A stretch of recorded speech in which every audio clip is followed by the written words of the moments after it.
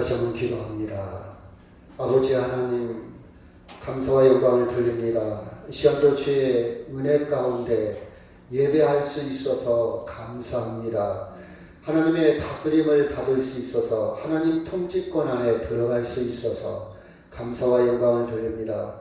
하나님, 이 시간도 주께서 말씀하실 때 우리에게 지혜를 주시고 우리의 심령에 함께하사 성령으로 적극적으로 개입하사 주의 말씀을 깨닫게 하시고 알게 하시고 그 말씀으로 살아갈 수 있도록 능력을 허락해 주옵소서. 감사하며 예수님의 이름으로 기도하옵나이다. 아멘. 우리 같이 한번 읽을까요? 시작. 열매 맺는 사람. 열매 맺는 사람. 제가 시골에다가 어떤 열매인 것 같아요? 앵두, 또 버치, 또 체리. 다양한 의견이 있는데 정답은 체리를 심었습니다. 좋은 열매, 제가 여러분도 체리의 맛을 알기 때문에 이걸 심어놓으면 열매를 딸 수 있겠구나 심었는데, 열나무를 심었는데 5나무는 죽고 5나무가 있었는데 2나무는 아주 무성하게 자랐는데 체리가 아니고 이상한 열매를 맺더라고요. 자두 같기도 하고 아닌 것 같기도 하고, 근데 맛도 없고 병충해도 잘 걸리고, 그래서 2나무는 그냥 베어버렸습니다. 지금 3나무가 남았는데 제가 이 맛있는 체리를 기대하고 있어요. 내년쯤이면 아마 열리지 않을까 그런 생각을, 바로 열리는 거, 1년생을 심었으니까 열매를 기대하고 있습니다. 제가 체리가 열리면 꼭 여러분한테 따다가 드리도록 하겠습니다. 나는 열매 맺는 사람일까? 제가 지난주에 동산병원 응급실을 갔다가 거기서 중환자실에 사람이 가득 찼어요. 중환자실에 그렇게 사람이 가득 차서 그 밤에 또 전북대병원을 갔습니다. 전북대병원을 갔더니 거기도 참 줄을 서 있을 정도로 사람이 참 많아요. 젊은 사람도 있고 나이 먹은 사람도 있고, 그쵸. 숨을 헐떡이면, 제가 같이 간 환자는 폐에 물이 차가지고 숨에 이제 거칠어지고 호흡하기가 힘들고 투석을 해야 되는데, 당뇨를 오래 하거든요. 투석을 해야 되는데 투석을 하면 또 혈압이 떨어지고, 투석을 하면 물이 빠지잖아요. 피가 걸러져요. 근데 그러다 보면 혈압이 그래서 투석을 또 마음대로 할 수도 없고, 그래서 하루 종일 조금씩 하는데, 제 생각에는 투석한 지가 한 20년이 지나서 모든 장기가 다 망가진 것 같아요. 그래서 가장 심장 판막이 제대로 작동이 안 돼가지고 열었다 닫았다, 이런 판막에 작동이 안 돼서 오래 살지는 못할 것 같은 그런 생각이 듭니다. 중환자실에 있는 많은 사람들을 보면서 나는 과연 인생의 열매를 맺었나, 아니면 열매도 없이 그냥 무성하게 나무만 자라서 주인이 볼 때 잘라버리는 그런 인생을 살았나, 그런 생각도 많이 해봤습니다. 언젠가 저도 그 자리에 중환자실에 갈 날이 곧 올 거 아닙니까? 그렇죠? 또 이런 생각을 해봤어요. 내가 열매를 맺었다면 나는 무엇을 열매라고 그럴까? 돈을 많이 번 것이 열매일까? 아니면 사회적인 어떤 지위나 업적이 있은 것이 열매일까? 아니면 자녀를 많이 낳아서 자녀들이 잘 된 것이 열매일까? 과연 그 열매라는 것이 구체적으로 무엇일까? 사람마다 다 다를 겁니다. 가치관도 다르고 세계관도 다르고 생각이 다르니까 다 다르겠죠. 제 같이 같은 사람, 옆에 있는 사람 뭐라는 거니, 쟤들은 아들이 둘인데 결혼을 했는데 애들을 안 낳아요. 40대 중반이 됐는데 쟤들은 왜 열매가 없을까? 또 그렇게 단편적으로 또 생각하더라고요. 그것이 정답은 아닙니다. 근데 그 사람 생각에는 또 그래요. 자식이 없는 것이 열매가 없는 것일까? 그런 생각들. 나의 열매의 증거는 무엇일까? 여러 가지 생각을 해봤습니다. 중환자실 사람들을 쳐다보면서 여러분 본문의 배경은요 이런 배경을 가지고 있어요. 로마 나라가 유대 나라를 지배합니다. 식민지, 옛날 일본이 우리나라를 지배했듯이. 그런데 지배했는데 이 로마 나라 지배 속에 있는 유대인들이 독립운동을 합니다. 이것이 유대전쟁이라고 그래요. 70년. 독립운동을 했는데 결국 로마를 이길 수가 없지요. 그러다 보니까 지금까지는 로마가 그냥 유화정책 적당히 봐줬는데 독립운동을 하다 보니까 유대전쟁 이후에 아주 강력하게 통치를 합니다. 그 중에 하나가 성전을 파괴시켜버려요. 유대인들의 구심점, 유대인들의 상징, 유대인들의 정체성인 성전을 파괴해버립니다. 그러니까 이제 제사장 제도가, 제사장이 필요 없죠. 그래서 예루살렘이 초토화가 돼요. 초토화가 돼요. 그러다 보니까 이제 어떻게 되냐. 유대인들은 성전이 없잖아요. 없다 보니까 바리새파, 사두개파, 에세레파, 나사렛파 이렇게 네 파로 나눠집니다. 특징이 있어요. 나사렛파는 예수 믿는 사람들의 사실은 유대인이면서 예수 믿는 나사렛파. 근데 그 중에 가장 강력하게 설득력이 있는 파가 바리새파예요. 바리새파. 여러분 성경 읽다 보면 바리새파라는 말이 많이 나오잖아요. 왜 바리새파가 설득력 있게 왕성하게 힘을 키워간 이유가 그들은 성전 없어도 된다. 합리화시키는 거예요. 율법만 있으면 된다. 율법, 토라와 할례 이것만 있으면 된다. 말 되잖아요. 성전에 이미 파괴됐고, 그렇죠? 그래서 그들은 유대인들은 바리새파 중심으로 똘똘 뭉쳐요. 그래서 여러분이 성경을 읽다 보면 바리새파란 말이 바리새인들이란 말이 많이 나오죠. 이럴 때 바리새파에서 야 기독교인들 너희들도 율법 안에 두라. 할례로 받아야 돼. 갈등이 생겨요. 들어가겠어요? 안 들어가겠어요? 들어갈 수가 없죠. 들어갈 수가 없죠. 여기에서 조금 어려운 분들도 있을 거예요. 교회를 좀 오래 다니지 않으신 분들, 아니면 이제 조금만 참고 조금만 이해하시기 바랍니다. 그래서 예수 믿는 사람들은 분리해 나와요. 여러분이 성경을 잘 보면 처음에 베드로나 요한도 성전 중심으로 성전 기도할 시간에 예루살렘 가서 기도하고 좀 유대인들과 잘 지냈어요, 처음에는. 근데 이제 성전이 무너지고, 야, 너희들도 율법 지켜야 돼. 너희들도 할례를 받아야 돼. 이 문제에 부딪히다 보니까 이제 갈라서게 되는 거예요. 그때부터 유대인들이 예수 믿는 사람을 학대하기 시작합니다. 저 이단, 저 사이비, 저걸 없애야 된다. 니들이 율법, 니들이 할례를 무시해? 그쵸? 자, 여기서 이해가 조금 되시는 분도 있고, 자, 그 정도 역사적인 배경을 갖고 있어요. 성경을 읽으면 이제 그게 이제 눈에 보이는데요. 그래서 이제 본문에 있는 내용을 통해서 예수님이 비유를 통해서 본질을 이야기합니다. 예를 들어서, 그쵸? 정말 하나님의 나라, 하나님의 믿음의 열매를 설명하기 시작해요. 자, 여기서부터 잘 들으면 돼요. 자, 지금까지는 조금 교회를 다니신 분들은 조금 이해가 되고요. 자, 여기서부터 잘 들으면 돼요. 자, 포도원 주인이 있는데, 포도원 주인이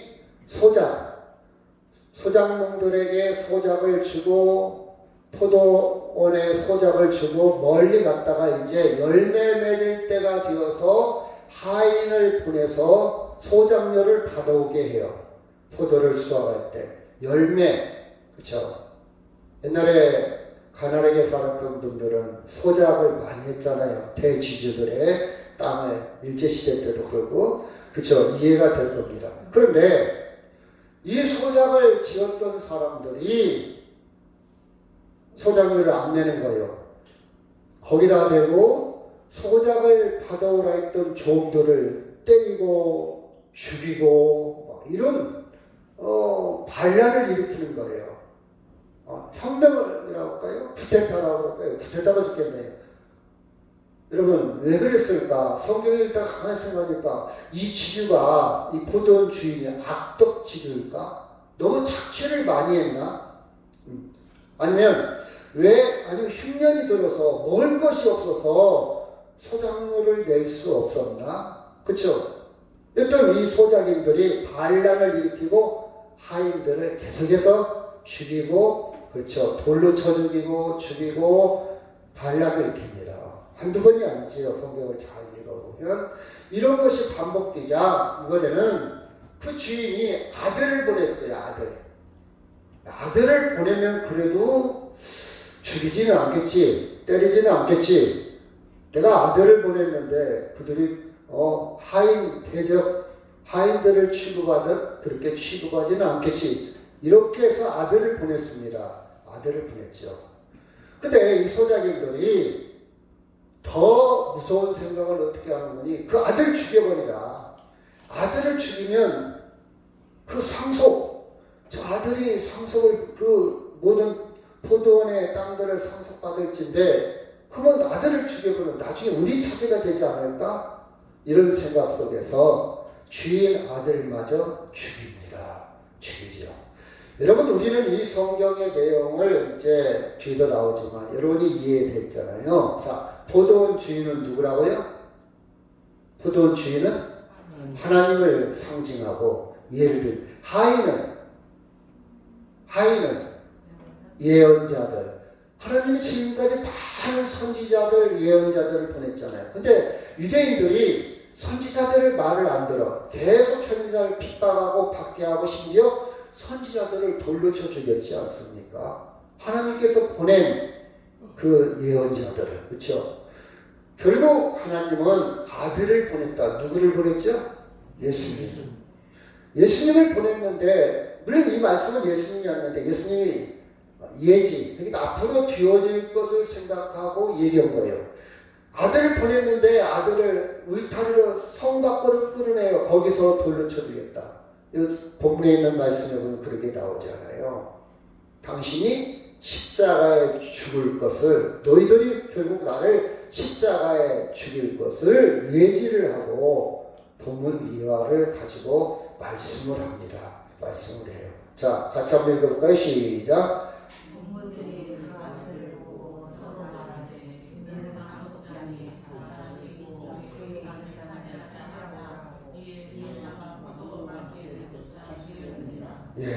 예수님의 십자가에, 성 밖에 예수님의 십자가에 죽으심을 예고하고 있지 않습니까? 암시를 하고 있어요. 자, 40절 시작.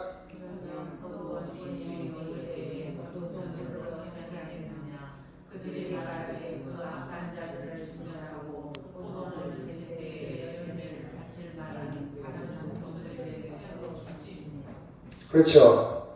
원전은 유대인에게 하나님이 왔어요. 유대인은 하나님의 선택받은 백성이고 하나님의 자녀들이지 않습니까? 근데 그들이 거부했다 이 말이에요. 하나님의 말씀을 순종하지 않고, 그렇죠, 하나님의 은혜를 저버리고, 결국 그래서 최종적으로 아들까지 보냈는데 예수님마저 그들이 거부해버리고 돌로 쳐 죽였다 이 말이에요. 그럼 어떻게 되냐? 어떻게 하겠느냐? 그들이 대답했죠. 그 악한 자들을 진멸하고 포도원은 제때 열매를 바칠 만한 다른 농부에게 새로 줄 겁니다. 다른 농부.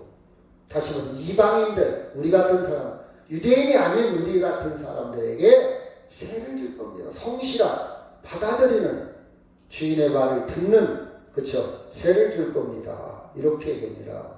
그래서 여러분 다시 한번 정리한다면 악한 소작인들은 누구라고요? 유대인들. 포도원의 새로운 농부들은 누굽니까? 예수 믿는 사람들이에요. 이방인들. 그쵸? 유대인들이 아닌 다른 사람들, 받아들이는 사람들. 이렇게 예수님은 비유를 했습니다. 비유를 했어요. 43절 시작.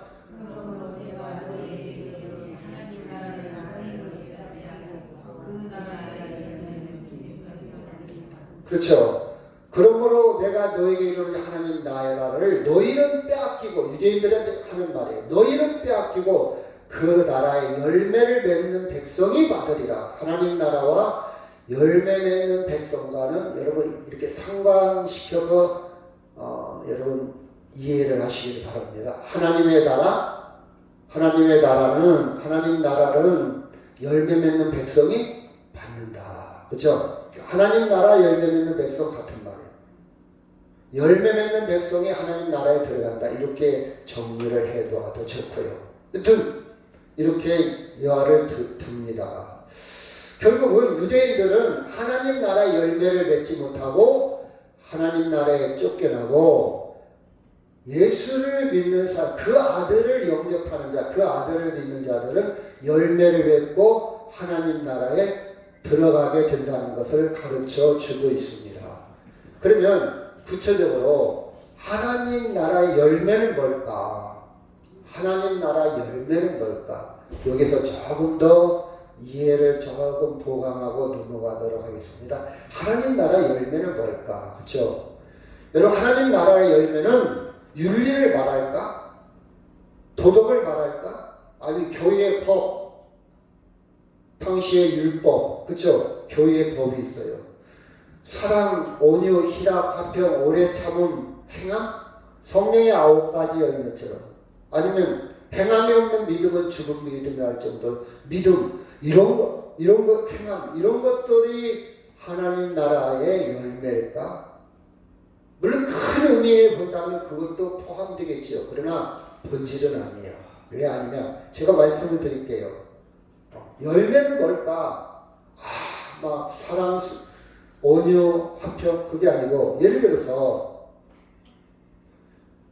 여러분, 유대인들은요 오히려 그때 당시 예수 믿는 사람보다 더 이런 열매들은 많아요. 윤리나 도덕적으로 교육법도 잘 지키고 사랑, 온유, 희락, 이것은 율법이기 때문에 더 이런 열매는 예수 믿는 사람보다 유대인들이 더 많을 겁니다. 그렇죠? 그런데 하나님 나라의 열매는 유대인들에게는 없다는 거예요. 이런 걸 잘 지켜도 없다는 거예요. 예수님이 보실 때. 하나님 나라의 열매는 유대인과 예수 믿는 사람들을 구별시키는 건데, 여러분, 이 모든 것은 유대인들이 사랑도 있고 온유도 있고 절제도 있고 오래 참음도 있다 할지라도 결국 하나님 나라를 상속을 받습니까? 빼앗깁니까? 빼앗겨요? 상속받아요? 빼앗기잖아요. 빼앗깁니다. 이것 갖고는 안 된다는 거예요. 이게 중요한 건 아니라는 거예요. 자, 중환자실에 사람들이 누워 있어요. 지금 내 통장에 돈이 5천만 원 들었어. 나는 아들이 판검사야. 여러분, 그런 거 중요하죠. 근데 그것이 본질은 아니에요. 내가 지금 중환자실에 누워 있는데 정말 중요한 것은 건강이지요. 사느냐 죽느냐 이 판국에 내 백 속에 그쵸 돈이 몇 천만 원 들어있는 것도 아무 힘을 못 써. 아무 본질이 아니고 본질이 아니야. 본질은 뭐냐? 지금 내가 사냐 죽느냐. 다시 말해서 내 백 속에 5천만 원이고 내 아들이 판검사. 여러분 좋은 거죠. 대단한 거죠. 중요한 겁니다. 그런데 그것이 생명을 좌우하는 기준이 된다 안 된다? 안 된다는 거예요.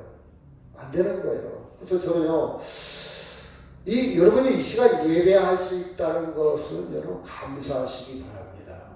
건강적으로 제가 어제 좀 늦게 잤어요. 그래갖고 TV를 EBS에 건강에 대해서 어떻게 언뜻 봤어요. 그랬더니 이 잇몸 구강의 전문가 이렇게 세 종류가 이렇게 나오는데 어떤 사람은요 그 입에 하얀 염증이 생겨요. 입술에도 생기고 아랫입술 위에 한꺼번에 5개가 생겨요. 5개가 그 염증 시덩이 아마 경험이 있는 분이 있어요. 31살 먹은 청년이에요. 남자 청년. 그 음식 먹을 때 얼마나 애리겠습니까? 매운 것도 그렇죠. 김치도 또 음식을 이렇게 섭취할 때 씹을 때 굉장히 힘들 거예요. 근데 그게 자주 생긴데 내가 마음껏 음식을 먹을 수 있고 불편 없이 먹을 수 있는 것이 얼마나 감사한지. 또 어떤 거는요, 이 혀에 여기 끝털이에 곰팡이가 많이 번식을 한대요. 그래갖고 이 백태가 있어야 되는데 백태가 다 벗겨졌어. 곰팡이가 다 먹었어. 그래갖고 막 예민해져 있는 거예요. 그래서 그 사람 모든 음식을 다 그냥 삶아서만 먹어. 김치 한번 먹으면 애려가지고 이틀간 돼, 이틀. 그리고 이 박테리아와 구강에 이것이 같이 연합해서 막 냄새, 그리고 이상한 액체가 또 형성이 돼서 밤에 4번씩 5번씩 또 뱉어야 된대. 이런 잠을 못 자잖아요. 그것이 악순환되고 누적이 돼봐요. 얼마나 피로가, 힘들겠다. 잠만 잘 자는 것도 얼마나 감사합니다. 근데 우리는 일상에 그런 부작용, 그런 힘들지 않고 잠자다 보니까 다 놓치고 살아요. 내가 얼마나 행복한가? 내가 얼마나 감사한가? 내가 얼마나 지금 정말 기적 같은 삶을 살아가고 있는가? 다 놓치고 살잖아요. 그런 경험도 없고 그렇게 살아왔으니까 무뎌져가지고, 그렇죠? 무뎌져가지고. 사랑하는 여러분, 우리는요 어떻게 보면 저는 말씀을 준비하다 무슨 생각을 했느니, 내가 예수 믿는다는 거, 예배 드린다는 거, 여러분 기적입니다. 조금 이따 말씀드렸지만 하나님 나라라는 것은 하나님의 통치를 받는 거거든요. 하나님의 통치권 안에 우리가 들어온 것이 예배예요. 나 오늘 예배 안 드릴 거예요. 나 오늘 바쁘거든요. 나 몸이 아팠어요. 어떤 이유가 됐든 피치 못할 사정, 어떤 상황 때문에 통치권에서 벗어난 사람들 많이 있잖아요. 그 하나님의 통치가 뭐 이렇게 중요하냐. 여러분, 저는 그렇게 생각해요. 제 고백입니다. 내가 죽을 때 곧 올 겁니다. 곧 죽음이 닥쳐와요. 곧 닥쳐요. 저는 알고 있어요. 죽을 때 뭐가 남을까? 돈이 남을까? 자식이 남을까? 집이 남을까? 그것이 추억? 그것이 아쉬움? 아무 생각 없어요. 제 생각은 그래요. 제가 그리는 거. 마지막 순간, 이게 종말론적, 궁극적, 본질적 그런 표현을 쓰는데, 그 순간에는 하나님과의 관계, 이것만 남을 것 같아요. 그럼 그동안 내가 예배 생활, 그동안 하나님의 통치 안에, 그동안 성령의 인도하심 따라, 그렇죠? 이것만 영롱한 새벽별처럼 분명하고 확실하게, 그것만 굉장히 부각이 될 것 같아요. 두드러지게 나타날 것 같아요. 그러지, 내가 어디 가서 맛있는 거 먹고 어떤 여행을 다녔고, 내가 집을 어디로 이사했고, 내가 지금 땅을 얼마를 남겨놓고, 그것은요 생각 안 날 것 같아요. 생각 안 날 것 같아요. 전혀 생각 안 날 것 같아요. 그래서 어쨌다는 거예요. 아무 도움이 안 돼. 근데 마지막 순간에 궁극적, 종말론적, 이제 내가 할 수 없고, 의사도 할 수 없고, 내 생리적으로 내 육체, 이 피지컬, 이 육체가 이제 한계에 딱 도달했을 때, 이 육신의 장막을 벗을 때, 하나님과의 관계. 이게 하나님의 나라구나. 하나님의 나라는 하나님의 통치, 하나님의 다스림을 받는 건데, 이것만이 아주 알맹이 아주 뚜렷하게 열매로 남지 않을까? 저는 중환자실에서 한참 동안 말씀을 정리를 했어요. 발버둥을 칩니다. 링거를 넣고 마취제를 놔도 감당이 안 돼요. 그게 어떻게 되냐? 이제 마약을 쓰잖아요. 마지막 마약을 쓰고 잠들게 만들어. 잠들게 않으면 오퍼레이션 처치가 안 되니까. 의사는 처치를 해야 돼. 당장 할 수 있는 것. 근데 막 발버둥 치고 막 아프다고 소리를 잠들게 만들어. 마약도 안 돼. 그렇죠? 여러분, 그때 뭐가 남았고 무슨 정신이 있을까? 그것도 이제는 다 사그라지고 하나님과의 관계. 하나님의 관계가 구체적으로 하나님의 나라가 뭐냐? 하나님의 통치함을 받는 것. 이것만 남아. 그래서 여러분이 예배 드리는 거, 여러분 감사하시길 바랍니다. 지금은 잘 와닿지 않을 수도 있어요. 가슴에 탁 와닿죠. 근데 저는 굉장히 와닿아요. 왜? 성경을 보면 볼수록, 성경을 읽으면 읽을수록 너무 성경대로, 세상에 너무 성경대로 인간이 그대로 과정, 프로세스가 그대로 이어져 가고 있는 것을 전 눈이 보입니다. 보여요. 미래가 보여요. 장래가 보여요. 제 앞날이 보입니다. 유대인들은 하나님의 나라의 열매를 결국은 맺지 못해요. 왜 하나님의 통치를 받지 못한다 이 말이에요. 다른 말로 하나님의 나라에 들어가지 못한다. 그러니까 예수님과의 관계가 끊어지기 때문에, 예수님과의 관계가 연결이 안 되기 때문에, 하나님 나라에 들어가는 것은 예수님과의 관계를 통해서, 예수님이라는 다리를 통해서 건너가야 되는데, 이게 하나님의 방법인데, 그 하나님의 방법을 유대인들이 거부를 해. 거부를 해.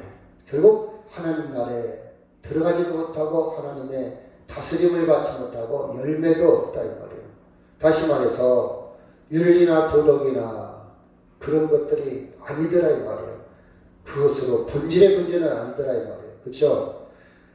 그래서 하나님의 나라의 열매는 예수님과 직결이 되어 있어요. 상관관계가 예수님을 통해서, 이게 하나님이 그렇게 방법을 사용했기 때문에 그래요.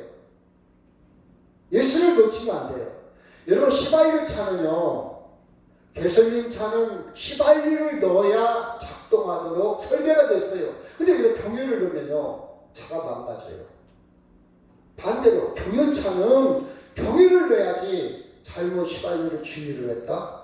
큰일 납니다. 다 빼고 다시 빼고 다시 연료를, 그렇게 시스템이, 그렇게 구조가 되어 있어요. 하나님의 나라는 하나님께서 예수님을 통해서 들어가도록, 열매를 맺도록 하나님이 디자인했다 이 말이에요. 그러면 그 방법을 받아들여야, 수납해야 돼요. 수용해야 돼요. 그래서 하나님의 나라의 열매는 예수님과 직접적인 관계가 있습니다. 연결되어 있어요. 유대인들이 하나님 나라를 빼앗긴 이유는 하나님의 아들 예수를 믿지 않는, 예수를 그리스도로, 예수를 메시아로, 예수를 구원자로 받아들이지 않았기 때문에 그래요. 그들의 행위는 훌륭합니다. 그들의 도덕, 율법, 토라 모든 것은 참 훌륭해. 근데 그들의 생각이지 하나님의 방법은 아니다 이 말입니다. 아니다. 그렇죠? 우리는 하나님의 방법으로 선택해야 돼요. 예수 그리스도를 믿지 않는다는 것은 하나님 나라를 받아들이지 않는다는 거예요. 받아들이지 않는.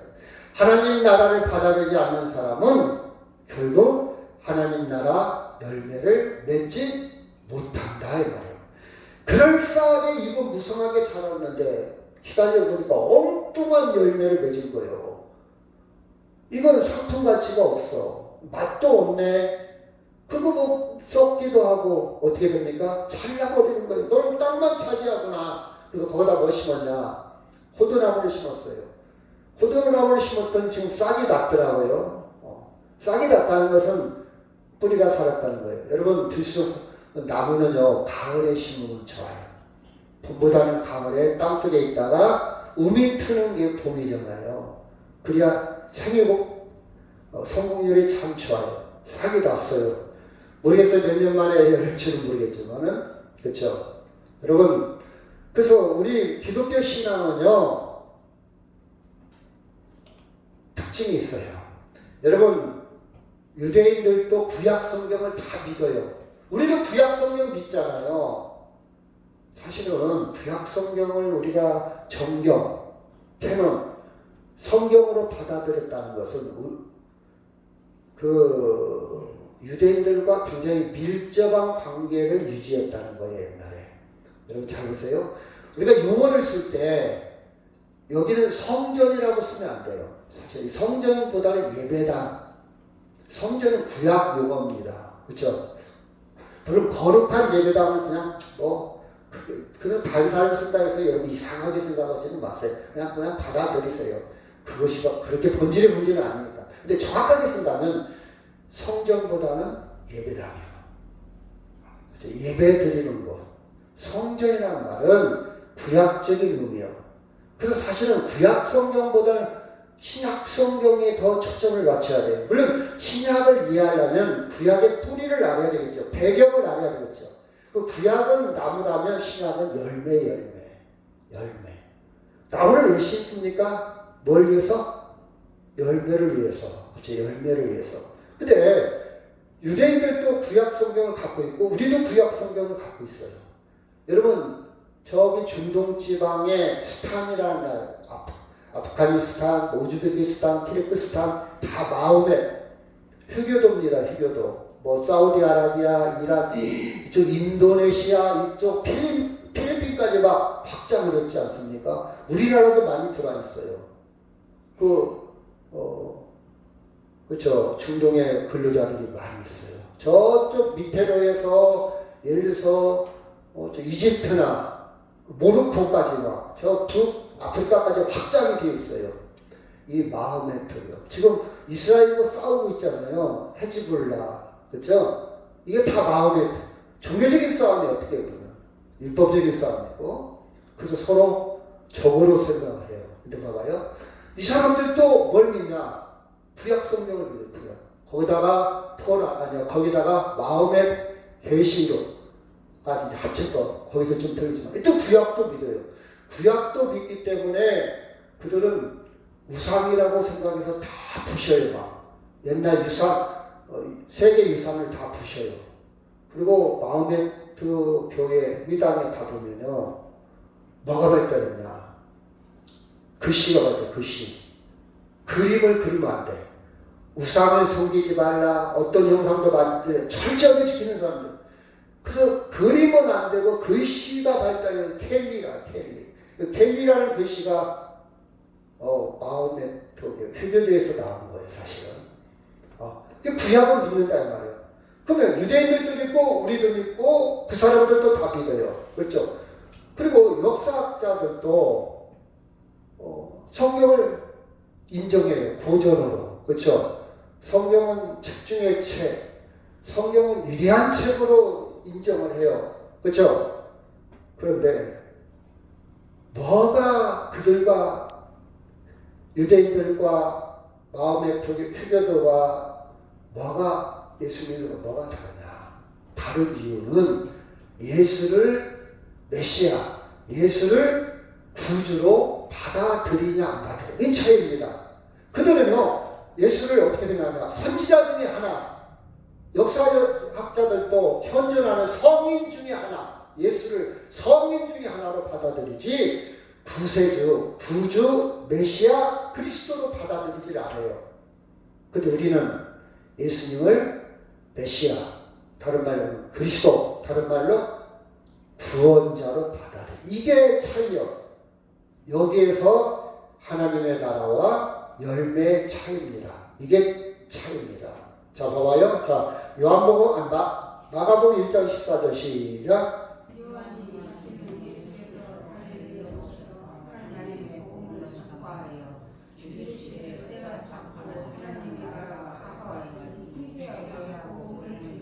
그래서 예수님이 복음을 증거하는데 가장 핵심적인 복음이 뭐냐? 하나님의 나라예요. 하나님의 나라.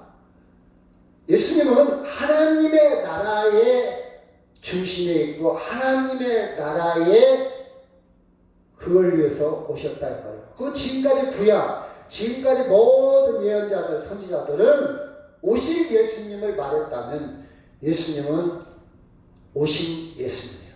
예수님은 메시아다, 그리스도라는 말이에요. 예수님은 그쵸, 하나님의 나라, 임박한 하나님의 나라를 이야기해요. 하나님의 나라는 뭐냐? 다른 말로 제가 조금 전에 되겠지만 하나님의 통치를 받는 것이 하나님의 나라입니다. 자, 미국 대사가 한국에 와 있어요. 근데 한국에는 와 있지만 미국의 통치를 받아요. 미국 대통령의 통치를 받아요. 우리가 이 땅에 살고 있지만 하나님의 통치를 받아요. 성령을 통해서 하나님의 다스림을 받습니다. 그래서 이미 하나님의 나라가 임했어요. 아멘. 우리는 하나님 나라 안에 지금 살고 있어요. 아니 미국 대사가 한국에 사람은 무슨 한국 사람이지 무슨 미국 사람이냐 이렇게 따지지 않잖아요. 야, 너 지금 아프잖아. 너 지금 병 걸렸잖아. 니나 나나 배고프잖아. 너나 나나 화장실 가잖아. 근데 무슨 하나님의 나라 이렇게 따지면 안 돼요. 하나님의 나라 개념은 죽어서 가는 사후세계를 이야기하는 게 아니라 하나님의 다스림을 받냐 안 받냐. 하나님의 다스림을 받는다면 지금 우리는 어디에 있다? 하나님의 나라 안에 있어요. 그러나 not yet 아직은 완성된 게 아니에요. 그러나 완성되지 않았어도 하나님의 나라에 있습니다. 어린아이가 아직은 똥오줌도 못 가려 기어다녀. 그래서 어린아이를 너 사람 아니여. 야 사람이 똥오줌도 못 싸냐? 제대로 못 싸냐? 밥도 니와 그것도 그게 사람이냐? 이렇게 말하지 않잖아요. 사람은 사람인데 아직 미성숙, 아직 어린아이라 이 말이에요. 우리가 지금 하나님 나라 안에 들어있지만 하나님의 통치를 받고 있지만 아직은 완성되지 않았다. 예수님 오실 때 우리가 죽으면 그때 완성되는 거예요. 아멘. 그래서 이미 하나님 너희들 중에 이미 하나님 나라를 볼 자도 있느니라. 그 말이 그 말이에요. 다스림 속에. 그래서 여러분 하나님 통치를 받고 하나님 나라에 있으면 지금 배고프고 굶주리고 내가 교도소에 갇혀 있어도 찬송할 수 있어요. 이해가 되는 사람도 있고 안 되는 사람도 있어요. 하나님 나라의 통치함을 직감하고 느끼고 경험하고 살아간다면 그렇게 세상이 비교해서 힘들다 할지라도 우리는 감사할 수 있습니다. 그래서 제가 언젠가 그랬잖아요. 동네에서 예수 믿는 사람이 죽었는데 찬송을 하니까 동네 할아버지가 저 싸가지 없는 것들, 저 호리 자식들, 지혜비가 죽었는데 노래를 불러? 지금도 기억이 나요. 제가 아주 어렸을 때. 이해가 안 되는 거예요. 울어야지, 고골해야지. 근데 하나님 나라에 들어와 있기 때문에 우리는 이 죽음이 끝이 아니야. 이 죽음이 변화요. 변화 과정이요. 제가 계속 예를 들자. 병아리, 계란이 깨져가지고 병아리가 되는 과정이라 이 말이에요. 새로운 피조물로 하나님의 형상으로 새로운 피조물로 변화되는 과정이 깨어지는 과정이에요. 부화되는 과정이에요. 이게 죽음이에요. 그래서 성경은 죽음을 잠잔다 그래요. 잠잔다. 깨어나기 때문에 잠잔다 표현을 쓴 거예요. 하나님의 통치를 받고 있다면 하나님의 나라 안에 들어와 있는 것이고 우리는 이미 열매 안에 있다 이 말이에요. 여러분 눈에는 잘 보이지 않지만 분명하게 일어난 생명의 능력. 자, 그래서 믿음은 눈으로 보이는 게 아니에요. 이 생명이 제가 그랬잖아요. 예배잖아요. 여러분 이거 예배드릴 제가 볼 때는 신비스러운 일이라니까. 여러분 예배랑 오기 전에요. 조금만 마음이 이상해져도 안 올 수 있어요. 핑계대고 안 올 수도 있고 일거리가 생겨서 안 올 수도 있고 이런저런 이유 때문에 안 올 수 있어요. 근데 그것을 다 이기고 성령의 이끌림이 더 강해서 끌려왔어요. 내가 나온 것 같지만 마음을 인해서 여기까지 왔어요. 예배 드릴 수 있어요. 신비스럽고요. 그래서 하나님의 선물이고 은총입니다. 그렇죠? 제가 그랬잖아요. 곡식을 처음 심었을 때 곡식과 잡초의 경합기간이 있다고. 경합기간 2주간. 곡식을 심어놓고 2주간은 사람이 잘 돌봐줘야 곡식이 세력을 잡아요. 근데 안 돌봐주면요 잡초가 세력 잡아. 그럼 곡식이 꼼짝 못하고 그냥 비리비리하다가 열매를 못 맺어. 근데 곡식이 탁 세력을 잡으면요 잡초가 크긴 커도 비리비리 해버려요. 누가 세력을 잡냐? 그렇죠? 누가 세력을 잡냐? 마찬가지로 우리는 하나님의 성령의 세력, 성령의 힘에 휩쓸려서 온 거예요. 끌려온 거예요 사실은. 내가 걸어온 것 같지만 그러니 감사하고 기뻐하지 않을 수 없어요. 여러분 이게 희미하게 분명하게 잘 보이거나 나타나지 않지만 저는요 그게 보입니다.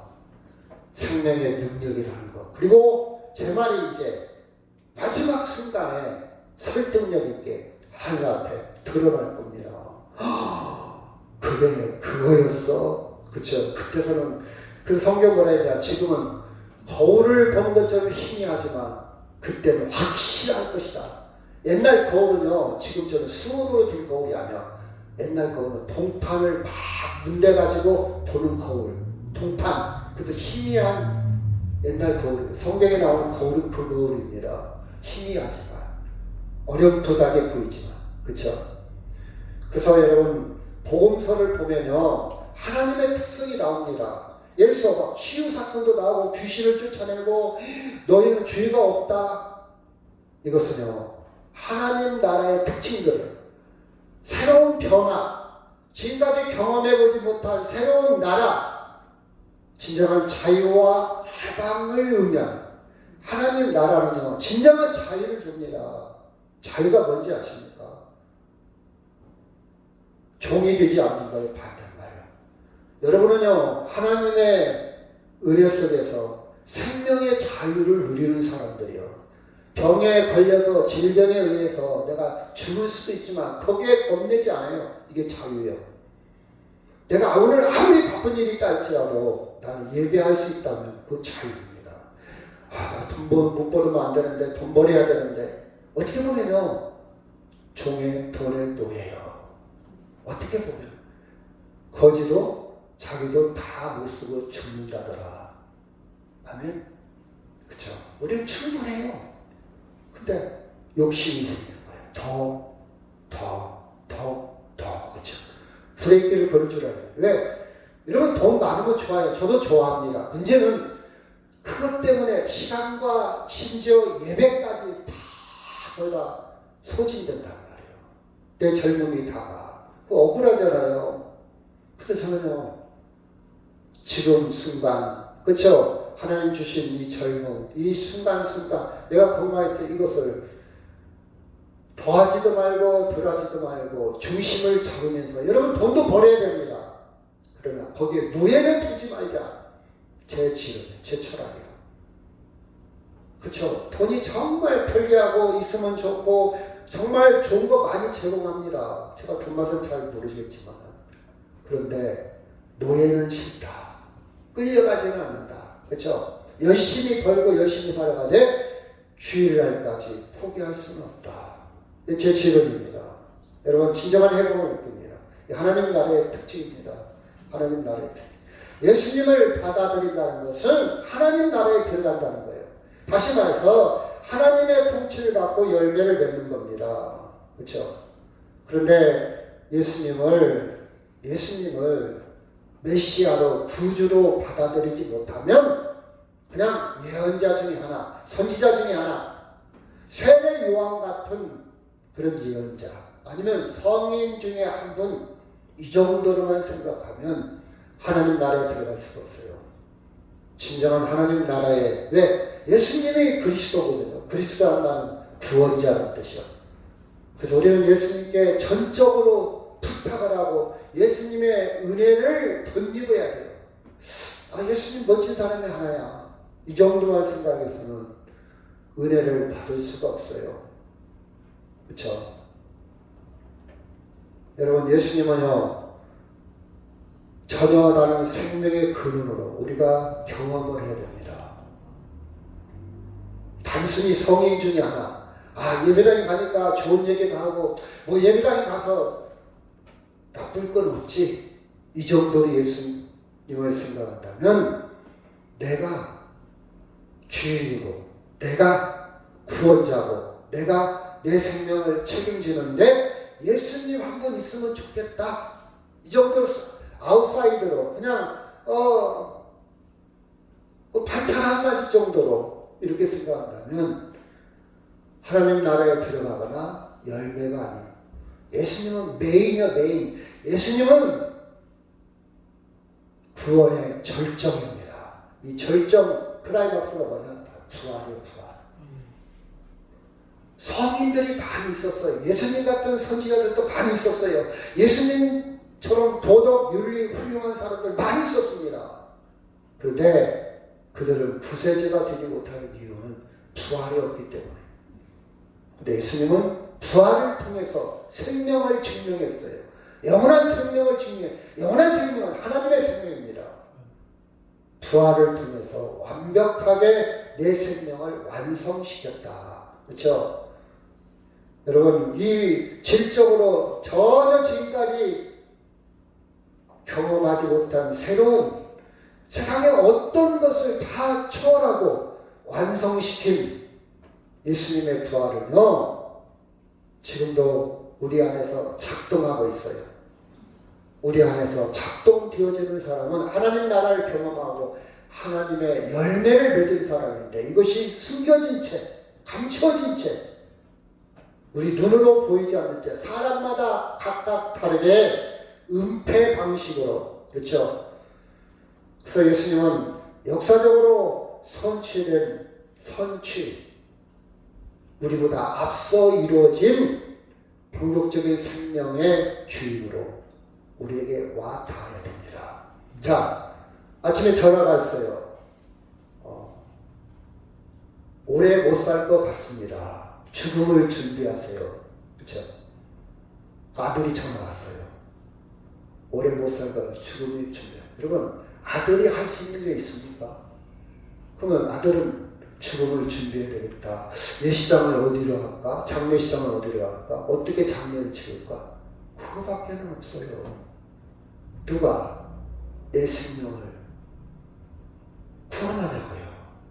절대적인 생명의 세계로 누가 완성하냐고요. 우리는 아들을 위해서 온갖 에너지를 다 쏟았잖아요. 학교도 가르치고 재산도 물려주고 얼마나 예뻐요, 아들이. 그렇죠? 인생의 목표야. 인생의 전부였어. 그렇죠? 근데 그 아들이 할 수 없어요. 이 인간의 한계요. 아들이 나빴어가 아니요. 아들이 울면서 우리 어머니 살려주세요. 의사선생님 우리 어머니 아무리 애원한다 할지라도 할 수 없어요. 의사가 할 수 없어요. 누가? 예수 그리스도가. 아멘. 여러분, 이 믿음이 확고하다면 우리는 세상이 무섭지 않아요. 죽음을 받아들입니다. 그래, 아들아, 너는 할 수 없지. 너는 거기까지 참 수고했다. 이 이후에 모두, 난 지금까지도 하나님의 통치를 받았지만 이 이후에 내 육신이 불에 소진되고 화장이 되어진다 할지라도 내 생명은 죽어도 살아. 하나님의 생명으로, 네가 볼 수 없는 영원한 절대적인 생명으로 이미 예수님께서 선취된, 이미 예수님께서 이루어진 그 생명의 세계로 나는 들어간단다. 아멘. 이 평화와 자유와 해방을 누리시기를 간절히 바랍니다.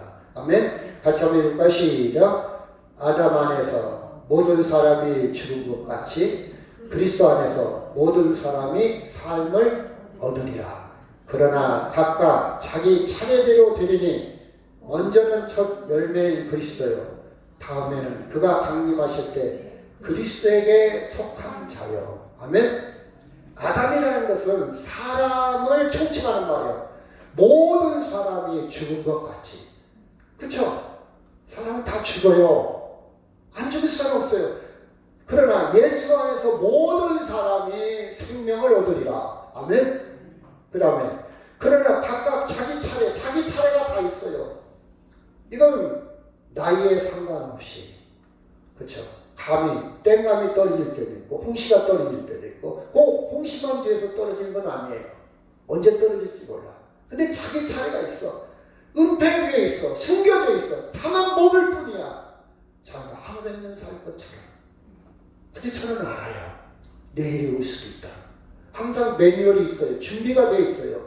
내일이 와도 저는 받아들일 준비. 이게 준비가 안 됐고 매뉴얼이 없고 은폐된 걸 모르는 사람은 갑자기 당하기 때문에 당황합니다. 내가 왜 죽어?